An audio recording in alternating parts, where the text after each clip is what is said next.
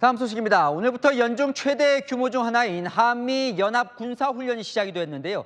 트럼프 미 대통령이 갑자기 공개적으로 헤그세스 국방장관에게 훈련 축소를 지시했습니다. 비용이 많이 들고 북한에 적대적인 신호를 보낸다는 이유입니다. 정성원 기자입니다. 한미연합훈련인 을지 프리덤 실드가 시작된 오늘 아침, 트럼프 미 대통령은 돌연 피트 헤그세스 국방장관에게 연합훈련 대폭 축소를 지시했다고 밝혔습니다. 오래전부터 미국이 한국과의 연합 군사훈련에 참여하기로 동의해온 사실이 마음에 들지 않는다며 그 이유로 연합훈련의 막대한 비용과 북한 김정은 위원장과의 매우 좋은 관계를 들었습니다. 한미 양국군은 오늘부터 11일간 정밀 표적 공격과 군수물자 전개 등을 할 예정이었는데 미군의 장비, 인원이 투입되는 훈련이 축소될 거란 관측이 나왔습니다. 아직 실시되지 않은 후반부 야외 기동 훈련이라든가 미군 증원 전력 그리고 항공 해상 훈련의 규모를 줄이는 방식으로 조정될 가능성이 높다고. 올해 약 150회로 예상되는 한미 연합훈련도 축소될 수 있다는 전망도 나오면서 전반적인 대북 방위 태세에 균열이 생길 거란 우려도 나옵니다. 국방부는 오늘 연합훈련은 예정대로 진행했다고 밝혔고 군 관계자도 이번 연합훈련의 추가 축소 계획은 없다고 설명했습니다. 채널A 뉴스 정성원입니다. 오늘 중요한 또 하나 이슈가 있죠. 한미훈련 시작 당일에 대폭 축소를 외친 트럼프 대통령. 오늘부터요, 연중 가장 큰 한미연합 군사훈련, 한미연합훈련, 불과 몇 시간 앞두고 트럼프 대통령이 갑자기 공개적으로 헤그세스 국방장관에게 훈련 축소를 지시한 겁니다. 돈도 많이 들고 북한에 적대적인 신호를 보낸다는 이유입니다. 실제 미군 항공모함이 한국에 한번 전개될 때마다 우리 돈 약 100억 원 넘게 드는 것으로 전해집니다. 아직 실시되지 않은 후반부 야외 기동 훈련이라든가 미군 증원 전력 그리고 항공 해상 훈련의 규모를 줄이는 방식으로 조정될 가능성이 높다고. 북한이 제일 싫어하고 경계하는 게 한미 연합 훈련인 건 널리 알려진 사실이죠. 모든 북한군이 참호 시설에 쏙 들어가서 열흘 넘게 전시 태세를 유지할 정도니까요. 글쎄요, 그렇지 않아도 북한은 우크라이나전에 직접 참여하면서 실전 능력을 계속 키우고 있는데 이렇게 되면 우리의 전반적인 대북 방위 태세에 균열이 생길 거란 우려도 나옵니다. 심지어 트럼프 대통령 오늘은 북한을 위협적이지 않고 정중한 태도를 보여온 나라라고도 했습니다. 실제 트럼프 1기 때도 연합훈련을 축소하면서 트럼프 대통령은 북미 협상 지렛대로 활용했었죠. 그런데 정작 같은 글에서 우리나라에게는 보신 그대로입니다. 다소 무관할 수 있지만이라는 전제를 달면서도 한국 대통령에게 이란 비핵화에 참여할 의향이 있는지를 물었더니 아니다, 괜찮다, 그러니 no thanks, 사양했다고 썼습니다. 이란 전쟁을 돕지 않은 데 대해 노골적 불만을 표출한 셈이죠. 하지만 우리나라 정부 관계자, 최근 한미 정상 간 통화한 적이 없다며 트럼프 대통령의 발언에 억울함을 호소했습니다. 정부는요, 이게 지금 대미 투자 지연과 쿠팡 사태 등 통상 분야에서 누적된 미국 측의 불만이 이렇게 안보적으로 표출된 가능성도 염두에 두고 한번 내부를 점검하고 있는 것으로 전해졌습니다. 네, 트럼프 미국 대통령이 한미 연합훈련이 시작되는 오늘 새벽 훈련 규모 축소를 지시했다고 SNS를 통해서 밝혔습니다. 그러면서 북한 김정은 위원장과의 좋은 관계를 언급했습니다.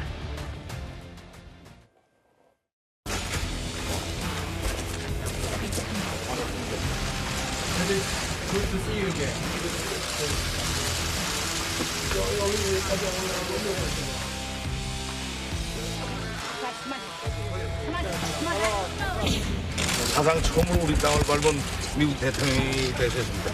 좋지 않은 그 과거를 청산하고 앞으로 좋은 앞날을 개척하려는 그 대통령이 그 남다른 용단의 길을 있다고 생각합니다. Stepping across that line was a great honor. A lot of progress has been made. A lot of friendships have been made, and this has been in particular a great friendship.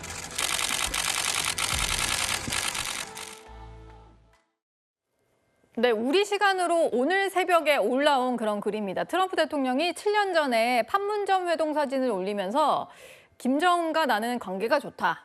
한미 연합훈련 규모를 축소할 것을 지시했다. 이렇게 얘기를 했습니다. 고영환 원장님, 굳이 훈련이 시작되는 날이잖아요. 오늘 이렇게 글을 올린 이유가 뭐가 있을까요? 아마 오늘을 노린 것 같은데요. 오늘 한미 연합훈련 시작되는 날이고 한미 연합훈련이 시작되는 날인데 사실 트럼프 대통령이 취한 지금 조건이 별로 상황이 좋지 않습니다. 예. 이란 전쟁도 소기 목적을 달성을 못하고 있고 그리고 또 11월 중간선거는 가까이 오고 있고 그러니까 외교적 성과를 볼 수 있는 것은 북한 핵 문제나 북한 문제라고 보는 것 같아요. 그러니까 오늘 을지훈련 같은 걸 시작하는 날에 그러니까 미국 시간으로는 어제, 우리 시간으로는 오늘 새벽 6시에 저 SNS에 저걸 올렸는데 김정은과 나는 사이가 좋다. 뭐 좋은 관계 유지하고 그래서 한미연합훈련 규모를 축소하라고 지시했다. 그런데 참 이게 트럼프 대통령식 어법이긴 한데 예. 이게 정말 우리한테는 좀 이해가 안 되는 게 뭐 김정은이나 시진핑 주석이나 푸틴 대통령하고는 사이가 좋다, 뭐 젠틀한 사람들이다 그래놓고는 한국, 일본, 나토는 공격을 하는 이런 식의 어법들이 계속 몇 년 동안 진행돼 왔거든요. 예. 뭐 트럼프 대통령으로서는 한번 이 기회에 북한이 간을 한번 보자. 끌려 들어오면 좋은 거고 뭐 안 끌려 들어오면 또 11월 이후로 보는 거고 그래서 북한에게 일종의 제스처를 화해의 제스처를 취한 것으로 보입니다. 예. 근데 하필 훈련이 시작되는 당일에 북한이 이거 안 좋아하니까 좀 축소할게 이런 취지의 글을 올린 건데요. 이현종 위원님, 네. 동맹은 우리나라인데 왜 뭐 적대국이라고도 할 수 있는 북한을 너무 염두에 두는 메시지가 나온 걸까요? 일단 오늘 훈련이 시작되는 날 본인은 입장에서는 훈련을 뭐 중단했으면 하는데 어쩔 수는 없고 또 축소하겠다는 이야기를 했어요. UFS의 훈련을. 저는 이제 아마 미국 언론들의 어떤 분석에 따르면 몇 가지 원인이 있는 것 같습니다. 일단 우선 지금 일단 중동 전쟁으로 인해서 최근에 중동에 파견돼 있던 항모를 지금 철수시키는 교대하는 지금 작업을 진행하고 있어요. 그러면서 이 태평양에 배치된 항모를 그쪽으로 이전 배치하면서 그리고 또 최근에 워낙 그 중동 전쟁에 미사일들을 많이 쏘다 보니까 재고가 바닥이 났습니다. 예. 그러니까 지금 이 한반도 주변의 태평양을 관리할 수 있는 일단 전력 자체가 굉장히 부족한 상황이에요. 그러니까 트럼프 대통령 입장에서는 어쨌든 간에 이 지역의 어떤 지금 갈등 요소, 어떤 이런 요소들을 최소화하겠다라는 전략적 목표가 있는 것 같습니다. 그래서 훈련이 시작되면 늘 북한은 그 훈련에 맞대응을 하는 이 상황을 보였거든요. 그러니까 북한에다가 우리 훈련 조금 할 테니까 그냥 더 이상 가만히 있어 라고 하는 어떤 메시지를 일단 보내는 측면이 있고요. 그리고 또 최근에 콜비 국방부 장관보가 이야기했듯이 전술핵 배치 이야기도 했는데 지금 트럼프 대통령 이야기는 정반대의 지금 이야기를 하고 있는 거잖아요. 그 이야기는 결국 지금 아까도 고영환 원장도 말씀하셨습니다마는 이 외교적 성과를 지금 어떤 시기는 내야 되는데 지금 자랑할 게 아무것도 없어요. 자, 그러면 뭔가 이제 북한과의 관계를 호전시킴으로 해서 특히 북한은 아마 트럼프 대통령 입장에서 보면 더 이상 이제 미국의 어떤 이 공세적이지 않다고 판단하는 것 같아요. 왜냐하면 최근에 북한 같은 경우는 뭐 ICBM 훈련이라든지 이런 것들을 하지 않고 있거든요. 예. 그러니까 미국에는 위협이 되지 않고 있다라는 판단을 내리는 것 같고 그럼으로 인해서 본인의 어떤 중간 선거를 앞둔 외교적 성과로 내가 그때 이야기했던 거 뭔가 성과가 있다. 지금 잘 진행되고 있다라는 것들을 좀 설명하기 위한 게 아닌가라는 측면이 있는 것이고 또 한편으로는 그동안 우리 정부가 한미 훈련을 계속 줄이자고 이야기를 해왔지 않습니까? 뭐 줄이자? 그래 줄이자라고 하는 맞대응 수준 뭐 저는 그런 면도 있으면서 훈련하려면 돈 내라. 자, 지금 오늘 또 이야기했지만 훈련에 엄청난 비용이 든다라는 이야기를 했지 않습니까? 네. 결국은 훈련을 만약에 원한다면 당신들이 돈을 내라라는 비용을 또 좀 내라. 경제적인 압박 이런 것도 있지 않겠는가 싶습니다. 예. 트럼프 대통령은요, 김정은과의 관계 언급 뒤에 이재명 대통령이 이란의 비핵화 노력에 대해서 노땡스라고 답했다라는 말을 덧붙였습니다. 지난 4월에도요, 한국을 거론하면서 이란 전쟁에서 도움을 받지 못했다고 지적한 바가 있습니다. And it's not just NATO. You know who else didn't help us? South Korea didn't help us. But we have 45,000 people, soldiers, in harm's way, and right next to Kim Jong-un with a lot of nuclear weapons. 네, 이 대통령에게 이란 비핵화 노력에 동참할 뜻을 물었지만 노땡스라는 답이 돌아왔다. 거절한 사실을 공개적으로 밝힌 그런 건데요. 고영한 원장님, 한미훈련 축소 지시 관련 글에 말미에 굳이 또 이런 내용을 덧붙였는데 이거는 어떤 의미로 해석해야 될까요? 사실 한미 사이에 지금 외교적, 경제적, 안보적 여러 현안들이 해결되지 않은 채 겹겹이 쌓이고 있어요. 뭐 다 아시겠지만 쿠팡 문제, 디지털 문제, 관세 문제, 무역 문제, 또 우리가 많이 또 투자하겠다는데 투자 문제도 있죠. 원자력 협정 개정 문제도 있죠. 여기다가 이제 이란에다가 좀 우리가 좀 뭐 소혜종을 보내든 좀 도와달라 그랬는데 우리가 말 그대로 노 땡큐 했으니까 아마 트럼프 대통령이 여러 가지 문제를 복잡하게 말하는 것보다 그저 한마디로 한국에 불만이 있다는 그런 정도를 표시한 것 같고요. 사실 저런 것들을 다 뭉거뜨리면서 결국은 한미훈련은 이것 때문에 한미훈련 축소를 시키겠다. 뭐 거기다 갖다 건 것 같아요. 근데 어쨌든 한미 사이에 지금 현안들이 너무 쌓이고 있고 해결을 못 보고 있는 건 사실입니다. 그러니까 한미 연합훈련을 축소하겠다는 이유 중에 하나가 이란 전쟁에 적극적으로 동참하지 않았던 거, 뭐 그게 아닐까라는 생각이 좀 들긴 하는데 여선웅 부대변인님, 여러 가지 이유 중에 그것도 좀 영향이 있지 않을까 싶은데 어떻게 해석을 하시나요? 저는 뭐 트럼프 대통령의 발언과 메시지를 그렇게 또 너무 진지하게 해석할 필요는 없다. 그래요? 지금까지 우리가 보면은 계속 아침이랑 저녁이랑 말이 많이 바뀌셨잖아요. 그런 상황을 볼 때 어쨌든 트럼프 대통령이 뭐 중동 전쟁 이제 막바지로 들어가고 있는 상황에서 뭐 북한 문제, 한반도 문제를 본인의 성과로 가져가기 위해서 여기에 이제 다시 한번 관심이 개인적으로 관심이 간 것이고 그렇게 봤을 때 김정은 위원장과 나는 잘 지내고 있다. 유화적인 메시지를 던진 것이라고 보고요. 그리고 또 이제 유현정 위원님의 말씀 중에 하나가 저도 여기에 주목을 하는데 지금 저기 중동 이란 전쟁 때문에 저기 핵 잠수함을 지금 태평양에 있는 잠수함을 지금 저기 중동으로 보내면서 처음으로 이 태평양 자리에 빈자리가 있다고 그래요. 예. 그렇기 때문에 어쨌든 뭐 군사적으로 전략적으로 뭔가 이 좀 구멍이 나고 있는 상황이기 때문에 지금 여기에 뭐 한반도나 아니면 중국 관련된 태평양 근거에서 근저리에서 뭔가 긴장을 일으킬 필요가 없기 때문에 다시 한번 뭐 북한한테도 약간 유화적인 메시지를 보낸 것이 아닌가 이렇게 또 해석을 하는 분들도 있습니다. 네. 트럼프 대통령이 연합훈련 축소를 언급한 건 이번이 처음이 아닙니다. 2018년 싱가포르 회담 직후에도 이런 말을 했었습니다. We will be stopping the war games, which will save us a tremendous amount of money, unless and until we see the future negotiation. 그런데 고영한 원장님, 지금도 한미 연합훈련이 좀 많이 축소가 됐다라고 하는 것 같은데 여기서 뭐 더 축소될 훈련이 있는 건가요? 뭐 저도 찾아보니까 별로 축소될 게 없을 것 같은데 어쨌든 지난해 그러니까 이게 지휘소 훈련이 있고 야외 기동 훈련이 있습니다. 이게 자유의 방패 훈련이. 근데 지휘소 훈련은 뭐 그건 컴퓨터 게임 비슷한 거니까 그냥 그건 뭐 그런 거고 야외 기동 훈련이 지난해 44건에서 30건이 줄어든 14건만 남았어요. 예.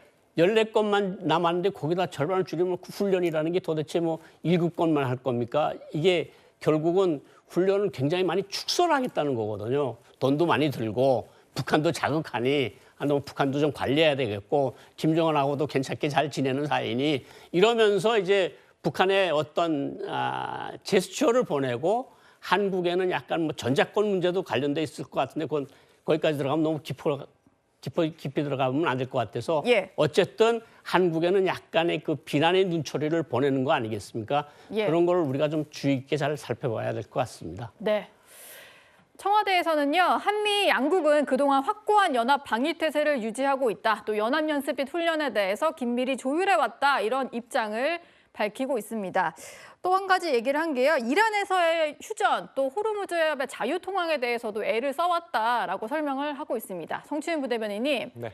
그러니까 트럼프 대통령이 뭐 일방적으로 주장한 거긴 합니다만 이 노땡큐 한 게 아니라 우리 그동안 애써왔다 이런 설명도 좀 하더라고요. 그렇죠. 뭐 트럼프 대통령이 뭐 원하는 만큼의 그 참여를 하지 못했죠. 군대를 보내지 않았으니까요. 그러니까 트럼프 대통령은 사실 다른 나라 동맹국들에게 이 이란 전쟁과 관련된 많은 도움을 받길 원했고 도움을 받는다는 것 자체가 그 전쟁의 명분성, 정당성을 인정받는 거잖아요. 근데 사실 이란 전쟁과 관련돼서 다른 그거에 대해서 명분이 있다라고 높게 평가하는 국가가 많지 않았기 때문에 그러니까 우리나라도 사실 참여를 안 했던 거였고요. 그렇기 때문에 그런 부분에 있어서 하지만 우리가 그 호르무즈 해협 문제를 해결하기 위해서 그냥 방관만 하고 있었던 건 아니거든요. 왜냐하면 우리의 유조선도 거기에 갇혀 있었으니까요. 그렇기 때문에 너무 그런 것들을 트럼프 대통령이 원하는 만큼 해주지 않았다고 해서 트럼프 대통령이 한국 대통령 이재명 대통령은 노 땡큐라고 했다. 본인의 불만을 표출했다고 해서 우리가 아무것도 안 한 건 아닌 거다. 그렇기 때문에 우리 태영화대 입장에서는 당연히 우리 한미 공조 훈련의 규모가 축소된다고 해도 한미 그 공조는 여전히 두텁고 그리고 또 이란 문제를 해결하는 데 있어서 우리가 방관한 게 아니라 우리가 할 수 있는 도리를 다 했다라는 원론적인 입장을 낸 것으로 보여집니다. 예. 트럼프 대통령이 정말 중요한 얘기들도 SNS에 그냥 툭툭 던지듯이 글을 올리고 있는데요. 양국 정치권의 반응도 한번 살펴보겠습니다. 미국 연방 상원의원, 민주당 쪽에서는 연합훈련 무력화하는 것은 근시안적인 실수다 이렇게 비판을 했고요. 국민의힘에서도 오히려 국민의힘은 지금 한미 양국 간의 소통이 잘 안 되는 상황, 우리 정부를 좀 비판을 하고 있습니다. 이제 김정은보다도 신뢰를 못 얻는 거 아니냐, 뭐 이런 지적을 했는데요. 이현종 의원님. 네. 트럼프 대통령이 또 저 얘기했다가 또 손바닥 뒤집듯이 또 반대되는 얘기도 할 수 있어서 좀 봐야겠지만 어떻게 해석을 해야 될까요? 그러니까 뭐 트럼프 대통령이 또 내일 무슨 이야기 할지 모르겠지만 어쨌든 훈련하지 않는 군대, 특히 한미 간의 연합 훈련을 하지 않는다 그러면 이거는 뭐 사실은 우리 안보 시스템에서 결정적인 문제가 드러나는 거 아니겠습니까? 특히 최근에 북한군 5만 명이 지금 우크라이나 전쟁에 참전을 했잖아요. 그러니까 드론 기술도 지금 굉장히 고도화되고 있는 상황에서 뭔가 한미 간의 어떤 훈련을 하지 않는다는 것은 굉장히 큰 문제가 있고 또 국내적으로 지금 3사 통합이라든지 뭐 여러 가지 논란의 문제가 있는데 문제는 이재명 정부가 최근에 북한에 대해서 뭐 지금 통일부에서는 조선이라 부르자든지 그다음에 훈련을 좀 줄이자라든지 이런 것들을 노골적으로 이야기를 하고 있어요. 자, 근데 문제는 뭐냐면 전작권 전환을 해달라고 하는 건데 문제는 이런 훈련이 없으면 전작권 전환 못 합니다. 그러니까 이런 훈련이 있어야지만이 그 성적이나 이걸 갖고 전작권 전환할 수 있는 상황이 되거든요. 근데 지금 이렇게 지금 북한의 어떤 이 전쟁 능력이 고도화되는 상황에서 과연 이재명 정부가 자꾸 이렇게 훈련을 우리 스스로가 지금 줄이자라고 이야기를 한다 그러면 과연 이게 타당한가? 최근에 정동영 장관이 계속적으로 이야기하고 있는 거 아니겠어요? 예. 그러면 트럼프 대통령 주장을 환영해야 되는 상황이에요. 솔직히 이야기하면. 근데 과연 그게 우리 국가 안보에 지금 도움이 되겠나 하는 거.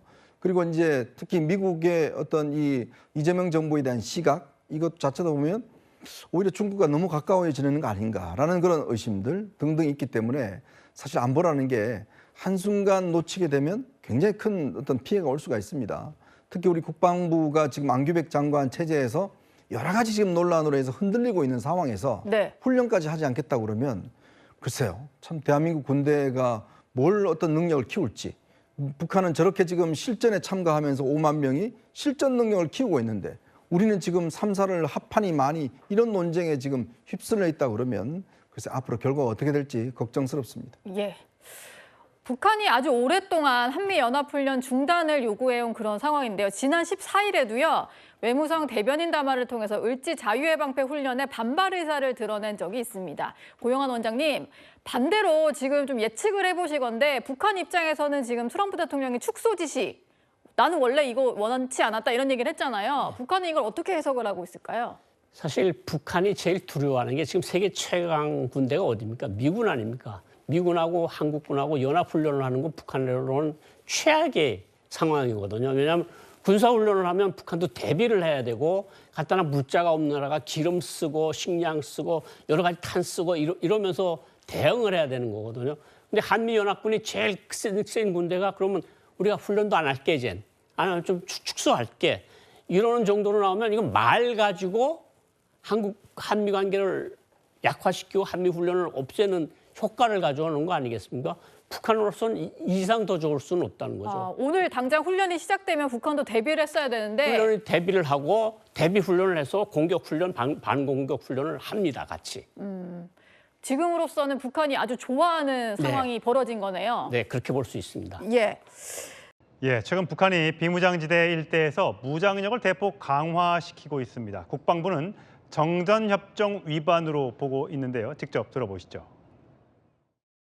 남북 국경을 지키고 있는 제1선 부대들을 강화하고 국경선을 난공불락의 요새로 만들 때 대한 우리 당의 영토 방위 정책에 대하여 언급하시면서 전쟁을 보다 철저히 억제하기 위한 중요한 결정이라서 중요 부대들을 군사기술적으로 강화하기 위한 구상을 피력하셨습니다. 국방부는 북한군의 MDL-1 장애물 설치를 그 명백한 정전협정에 따라 설치된 완충지대를 무력화하는 위법 행위로 인식을 하고 있습니다. 예, 문성무 국가전략연구원 통일전략센터장 모시고 알아보겠습니다. 어서 오세요. 네, 안녕하십니까.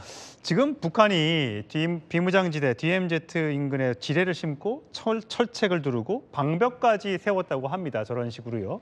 자, 이게 우리를 그러니까 자기들 주장대로 따지면 북침을 막기 위해서 그렇다. 이게 말이 됩니까? 말이 안 되는 얘기죠. 우리가 북침을 한 적이 없으니까. 명분은 우리 대한민국이 또는 미국과 함께 북한을 침공하려고 하기 때문에 억제하기 위해서 난공불락의 요새를 만든다라고 얘기를 했지만 그 내심으로는 군사분계선 일대에서 탈북하는 군인들 또 탈북하는 주민들을 막기 위한 그런 철저한 방벽화 작업의 일환이라는 생각이 듭니다. 예, 지금 북한이 김정은이 두 국가론을 들고 나오면서 남한과 북한은 다른 나라다. 그냥 두 개 나라로 인정해달라 이러면서 사실상 저기가 휴전선이나 뭐 38선 뭐 이런 게 아니라 아예 그냥 국경을 세우는 다른 나라니까 국경을 세우는 일이다. 이렇게 지금 보고 있는 것 같은데 문제는 국경을 세우면 저쪽을 전부 다 국경만 세우고 말면 모르겠는데 저렇게 북한 전술도로라는 걸 깔고 있단 말이죠. 아주 그렇죠. 길게. 그럼요. 그럼 전술도로가 도대체 뭡니까? 전술도로는 글자 그대로 병력과 장비를 이동하기 위한 군사용 도로거든요. 그러니까 결국은 국경을 설치하고 그것을 관리하고 그것으로 병력을 이동시키고 주요 장비를 이동시키려면 도로가 반드시 필요하고 그렇기 때문에 저거 설치하고 있는 거거든요. 결국은 지금 군사분계선 원래 정전협정이라고 하는 것은 군사분계선을 기준으로 북으로 2km씩 완충지대를 설치를 해서 충돌을 막기 위한 것인데 군사분계선까지 다 와버렸어요. 그러니까 글자 그대로 정전협정 자체를 무력화시키는 그런 조치이기 때문에 국방부도 이건 정전협정을 위반하는 위법행위다라고 규정하는 이유가 거기 있는 거거든요. 저는 이런 생각을 합니다. 60년대 베를린 장벽 기억하십니까? 동독 주민들의 탈출을 막기 위한 장벽을 세웠는데 저는 김정은이 거기서 힌트를 얻지 않았을까라는 생각이 듭니다. 근데 저게 정전협정 위반이라면 유엔에서 특히 뭔가 제재를 가해야 될 텐데 그런 얘기는 없습니다. UNC도 아마 인식을 하고 있을 겁니다. 다만 지금 비무장지대가 오래전부터 사실상 중무장지대가 됐어요. 아, 중무장지대. 결국은 북한도 GP를 안쪽으로 들여왔고 우리도 GP를 설치하고 있고 들여오지 말아야 할 중화기들이 들어와 있기 때문에 UNC 입장에서는 지금 북한과 이 연결의 통로, 이 핑크폰이라고 얘기하는데 판문점에 그거 하나 유지되어 있거든요. 근데 북한은 정전협정 자체를 무력화시키고 UNC도 인정을 안 하려고 하고 있습니다. 그래서 UNC 입장에서는 소통을 유지하기 위해서는 적어도 이걸 가지고 문제를 삼고 북한에 뭐 제재할 방법은 없습니다. 그렇다면 이렇게 되면 결국 북한과 모든 대화의 통로가 차단될 수 있기 때문에 지금 이 상황은 우리 대한민국도 사실 비무장지대 안에 많은 경계초소를 설치하고 있기 때문에 이건 좀 지켜보겠다. 만약에 북한이 용납할 수 없는 뭐 소위 요즘 얘기하는 240mm 방사포라든지 또는 신형 자주포라든지 이런 것들을 그 국경지대 특히 소위 말하는 국경선이라고 하는 그쪽으로 배치한다면 그건 명백한 심대한 위반이기 때문에 그건 조치를 해야 되겠지만 아마 좀 지켜보는 것 같습니다. 지금 비무장지대, 그러니까 완충지대라고 할 수 있잖아요. 2km 구간에 서로를 두면서 적대적 행위, 혹시라도 뭔가 충돌이 벌어졌을 때 좀 완충을 해줘야 되는데 그게 이제 가까워지면 가까워질수록 직접 조준 사격도 가능해지고 좀 더 이 무력 충돌이 직접적으로 맞닿을 가능성은 있지 않습니까? 그렇습니다. 사실은 이전에도 가장 가까운 곳은 이 남북 상호 GP의 거리가 1km도 안 되는 거리였거든요. 그러면 기관총 사거리 내에 있습니다. 그렇기 때문에 지금 만약에 북한이 이제 철조망을 설치하고 초소를 얼만큼 이 군사분계지대로 가까이 설치할지는 모르겠습니다만 만약에 기존 초소를 하더라도 결국 언제든지 우발 충돌이 일어날 가능성은 있기 때문에 우리로서는 강력한 대비가 필요하거든요. 그건 억제입니다. 최근에 빈총 논란이 있었는데 그런 일이 있어서는 안 되고요. 북한이 우리에게 감히 도발하면 안 되는, 했다가는 뭐 완전히 망신당할 수밖에 없는 그런 상황이 벌어질 수 있다라고 하는 인식을 심어주는 거야말로 충돌을 막을 수 있는 중요한 억제의 힘이라고 생각을 합니다. 예. 지금까지 문성무 국가전략연구원 통일전략센터장과 함께 북한 관련 이야기 나눠봤습니다. 고맙습니다. 감사합니다. 예, 저는 1분 뒤에 돌아옵니다. 자, 핫피플 함께하고 있는데 뉴스 속보가 들어왔습니다. 속보 전해드리겠습니다. 북한이 조금 전 탄도미사일을 발사했습니다. 요즘 북한이 계속해서 탄도미사일 발사 도발을 이어가고 있습니다. 엿새 만에 도발이고요. 올 들어 11번째 미사일 발사 도발입니다. 17일 시작된 한미연합연습 앞에 북한이 무력 시위를 한 것으로 지금 해석이 되고 있고요. 합참에 따르면 북한의 탄도미사일이 700km 이상 비행을 했다는 거면 탄도미사일의 사이즈는 꽤 큰 사이즈로 보입니다. 우리 국가안보실에서 긴급 안보회의를 열고 북한의 도발을 즉각 중단할 것을 촉구하기도 했습니다. 다시 한번 뉴스 속보 전해드립니다. 북한이 조금 전 원산에서, 강원도 원산이군요, 동해상으로 탄도미사일을 발사했으니까 700km 정도 갔다는 거죠. 자, 그러면 그 동해로 간 700km의 궤적을 그대로 방향만 한반도로 바꾸면 한반도 전역이 다 사실은 저 북한 탄도미사일의 범위, 타격 범위 안에 들어옵니다. 그러니까 우리나라를 명백히 겨눈 탄도미사일 도발을 한 겁니다. 자, 지금 국가안보실 입장까지 나왔는데 또 그런 말, 갑자기 그 뉴스 좀 여쭤볼 수밖에 없을 것 같은데, 정혁진 변호사님, 최근 정동영 통일부 장관이 업무 보고했잖아요. 대통령도 부정적인 말씀하셨어요. 지금 북한이 이러고 있는데 조선민주주의인민공화국으로 우리가 부르자. 북한이라는 용어 말고. 이게 또 그 뉴스가 또 묘하게 좀 겹치네요. 탄도미사일 발사 확보랑 어떻게 보십니까? 글쎄요, 근데 북한의 태도가 바뀌지 않았습니까? 우리나라의 태도는 그때그때 바뀌어요. 왜냐하면 정권이 어떤 정권이냐에 따라서 우호적으로 바뀔 때도 있고 강하게 나갈 때도 있고. 하지만 북한의 태도는 최근에 바뀌었는데 어떻게 바뀌었냐면요. 더 이상 북한은 우리나라가 같은 민족이라고 생각하지 않고요. 적국이라고 생각한다고 그랬습니다. 지금 제가 공허하다고 생각하는 게, 우리나라 선거 있을 때 주적이 누굽니까? 그렇게 물어보는데, 그렇게 물어보지 말고요. 우리나라를 주적으로 삼는 나라가 어디입니까? 이렇게 좀 물어봤으면 좋겠어요. 우리가 어느 나라를 주적으로 삼느냐가 중요한 게 아니라 어느 나라가 우리나라를 없애버려야 될 주적으로 삼느냐, 명확하거든요. 이거는 북한에서 항상 이야기하고 있는 겁니다. 그러니까 저렇게 미사일 빵빵 쏘는 거 아니겠습니까? 그런데 하지 말라고 백날 촉구해봤자 과연 북한이 한 번이라도 이야기를 들었겠습니까? 이런 냉혹한 현실을, 국제 정치적인 현실을 좀 정확하게 파악해야 거기에 대한 대비가 이루어질 수 있는 것이 아닌가, 그런 생각 듭니다. 제가 한 10년 전만 하더라도 북한이 이 도발을 할 때 이른바 이 탄도 미사일이 아니라 이제 방사포 도발을 많이 섞어서 했는데, 이제는 다 사거리가 긴 탄도 미사일로 북한이 도발을 하는 것 같습니다. 우리가 경각심을 가져야 할 것 같습니다. 속보 전해드렸고요.